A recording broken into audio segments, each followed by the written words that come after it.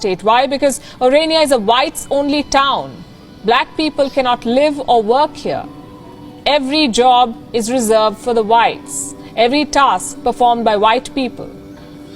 And yet the residents of this town insist they're not racist. Here's a report. Welcome to Orania, a remote farming town in South Africa's Northern Cape.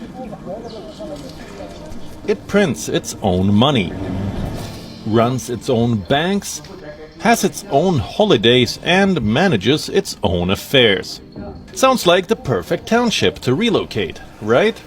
Well, hold your horses. To enter Orania, you have to qualify on certain parameters. The foremost is the color of your skin. It has to be white, because Orania is a whites-only town.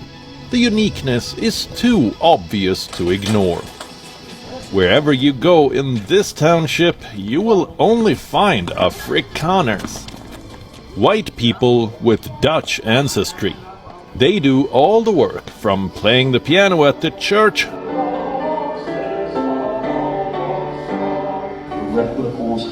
to reading out the Bible to believers, to running the kitchen at a restaurant,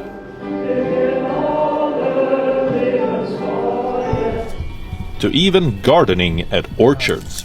All jobs, big or small, are reserved for white people. But the residents of this town insist that they're not racist. We are from Africa, that's why we call ourselves Afrikaners. We want to remain here. We also want to retain our identity. Now, to retain one's identity is not a racist impulse. We wanted to retain our identity against the English or the British imperialism also, and they're even whiter than we are, much whiter. Orania is often dubbed as the last outpost of apartheid, a system of institutionalized racial segregation.